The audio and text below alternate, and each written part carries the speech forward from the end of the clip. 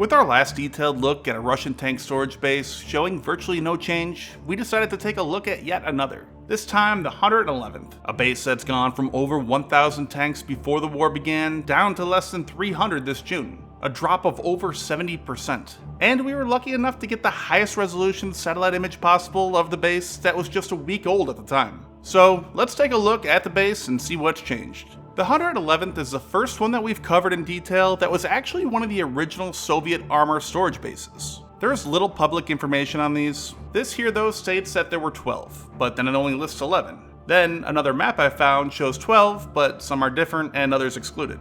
Anyway, while the Soviet Union at the time had a massive number of tanks, they also had a massive active military. So most of those tanks weren't in storage bases, but with active units at their bases. It mentions there were roughly 5,000 tanks in storage, whereas in the 90s and early 2000s, Russia had closer to 20,000 in storage. By the 2010s, that was down to around 10,000, and as we know now, it's well below even the 5,000 the Soviets had stored. In this 1982 declassified spy satellite image, you can see the base looked a lot better than it does today.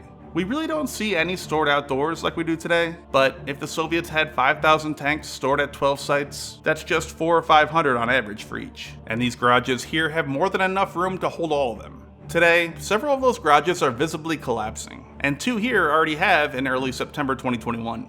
And continuing the trend for other bases, I've made a 3D model of the base along with every last tank and BMP, including scrap. Making the model really helps get a better understanding of the layout and how the base works. Modeling each part gives a better idea of what buildings are for, which areas are fenced off gives clues to importance, and can also mark different sections such as normal storage, maintenance, or scrapping, and so on. And speaking of fences, this base kinda lacks a distinct border with security fences. At other bases, they all have a very clear perimeter with a double or even a triple security fence surrounding it. Here, in some spots, there's a wall, but even that has collapsed in some places. There's sometimes remnants of a fence, but even that's been broken down, and you can see vehicle tracks driving in and out of it with no security. And in some areas, it looks like there's pretty much nothing at all. Likely, security isn't as important here due to how remote the base is. However, possibly due to lacking security, some people have apparently gotten into the base and taken pictures, and even using a drone to fly over it.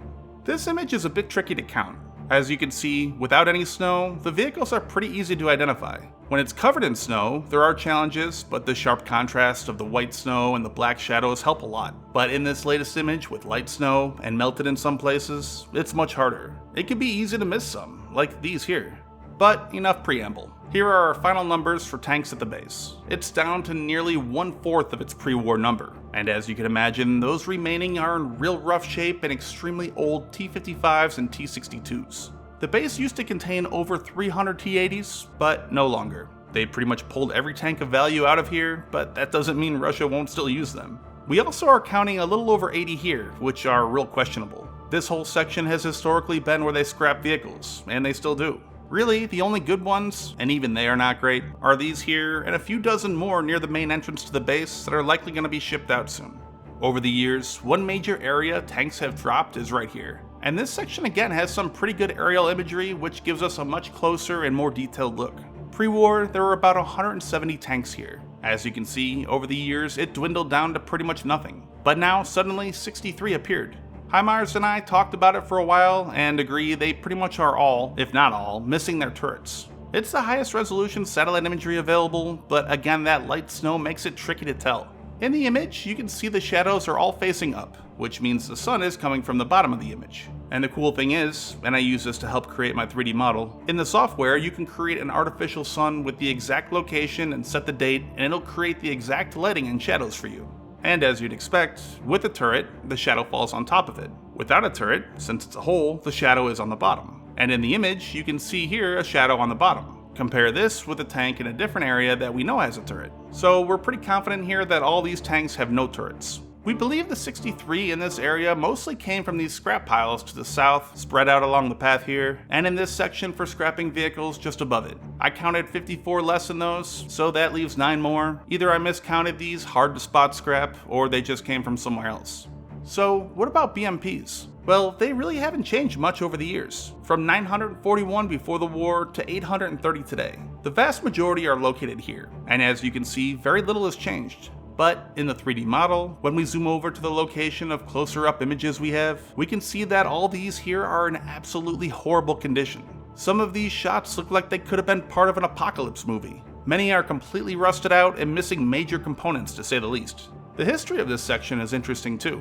It was just a complete mess with hundreds and hundreds of BMPs scattered everywhere. In 2017 they started organizing them, and it's pretty much stayed the same since. So again, in these images taken 4 years ago, those are still the same rusted, horrible condition BMPs there today. So summing it up, for practical purposes, this base is pretty much empty. Of course Russia can, and they probably will, scrap together some for use, but that comes at a higher and higher cost and with less and less reward, being that they're all obsolete. It's where the Soviet Union threw their old T-55s, T-62s, and BMP-1s as they replaced their army with newer generations, and where they still remain today. Then finally, I've had a few people ask why we make a video for each individual base when we used to cover them all in one. There's a few reasons. One, satellite imagery has actually gotten harder to find. I know that some providers are becoming more restrictive in selling imagery of countries considered at war or in combat zones, so there might be external pressure there. Then also the costs have gone up. Prices have stayed the same, but many have actually increased their minimum order size from 1 to 5 square kilometers, or even higher. Most of these bases are less than 1 square kilometer, so an image that might have cost $20 before now costs $100 or even more. And finally, it's fun doing a deeper dive into each individual base, instead of just glossing over each to try to fit 8 in a single video. And also it's nice doing that with only the highest possible resolution imagery that's just a week or two old at most. And it's crazy the difference a seemingly small increase in resolution makes. Here is a 50cm image that you can make out tanks and BMPs, but they just sort of look like blobs. At 30 centimeters, now their shape is clear and you can make out the turrets and even ID the type of tank. And that also answers another question we've been asked, why some of our numbers for the same images have changed from past videos and threads.